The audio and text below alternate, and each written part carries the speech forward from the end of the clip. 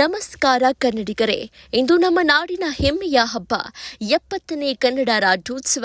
ಬೆಂಗಳೂರು ರಾಜಭವನದಲ್ಲಿ ಈ ಬಾರಿ ಕನ್ನಡದ ಸೊಗಡು ತುಂಬಿದ ಸಾಂಸ್ಕೃತಿಕ ಬಣ್ಣಗಳಲ್ಲಿ ರಾಜ್ಯೋತ್ಸವವನ್ನ ಅದ್ದೂರಿಯಾಗಿ ಆಚರಿಸಲಾಯಿತು. ಡೊಳ್ಳು ಕುಣಿತ, ಯಕ್ಷಗಾನ, ಪುಟ್ಟ ಪಟ್ಟದ ನೃತ್ಯ ಹಾಗೂ ದೀಪದ ನೃತ್ಯ, ಜನಪದ ಗೀತೆಗಳೊಂದಿಗೆ ಕರ್ನಾಟಕದ ರಾಜ್ಯೋತ್ಸವ ಉತ್ಸವದ ಅಂಗಳ ಕಂಗೊಳಿಸಿತು. ಕರ್ನಾಟಕದ ಭಾಗಗಳಿಂದ ಬಂದಿದ್ದ ಎಲ್ಲಾ ಕಲಾವಿದರು ತಮ್ಮ ಕಲೆ, ಸಂಪ್ರದಾಯ, ನಾಡಿನ ಸಂಸ್ಕೃತಿ, ಪರಂಪರೆ ಮುಖಾಂತರ ಕನ್ನಡ ಗೌರವವನ್ನ ಮತ್ತೊಮ್ಮೆ ಹೆಚ್ಚಿಸಿದರು. ಕಾರ್ಯಕ್ರಮಕ್ಕೆ ರಾಜ್ಯಪಾಲರು, ಮಾನ್ಯ ಮುಖ್ಯಮಂತ್ರಿಗಳು ಹಾಗೂ ಗಣ್ಯ ಅತಿಥಿಗಳು ಹಾಜರಾಗಿದ್ದರು. ಧ್ವಜಾರೋಹಣದ ಬಳಿಕ ನಾಡಗೀತೆಯೊಂದಿಗೆ ಕಾರ್ಯಕ್ರಮಕ್ಕೆ ಚಾಲನೆ ಸಿಕ್ಕಿತ್ತು.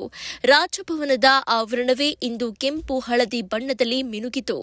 ಕನ್ನಡದ ನುಡಿಯ ಕೀರ್ತನೆ, ನಾಡಿನ ಸಂಸ್ಕೃತಿ ಮತ್ತು ಪರಂಪರೆಯ ಪಾಠವನ್ನ ನೆನಪಿಸುವಂತೆ ಕಲಾವಿದರ ಪ್ರದರ್ಶನಗಳು ಜನರ ಮನಸೂರೆಗೊಂಡವು. ಶಿಕ್ಷಣ, ಸಾಹಿತ್ಯ, ವಿಜ್ಞಾನ, ಕ್ರೀಡೆ, ಸಮಾಜ ಸೇವೆ ಕ್ಷೇತ್ರದಲ್ಲಿ ಸಾಧನೆ ಮಾಡಿದ ವ್ಯಕ್ತಿಗಳಿಗೆ ರಾಜ್ಯೋತ್ಸವ ಪ್ರಶಸ್ತಿಗಳು ಪ್ರದಾನ ಮಾಡಲಾಯಿತು. ಹಬ್ಬದ ಸಂಭ್ರಮದಲ್ಲಿ ಕನ್ನಡದ ಪ್ರತಿಯೊಂದು ಕಣವು ಇಂದಿನ ರಾಜಭವನದಲ್ಲಿ ಹೊಳೆಯಿತು. ನಮ್ಮ ನಾಡು, ನಮ್ಮ ಹೆಮ್ಮೆ, ನಮ್ಮ ಭಾಷೆ, ನಮ್ಮ ಅಸ್ತಿತ್ವ ಎಂಬ ಸಂದೇಶದೊಂದಿಗೆ ಕಾರ್ಯಕ್ರಮ ಮುಕ್ತಾಯವಾಯಿತು.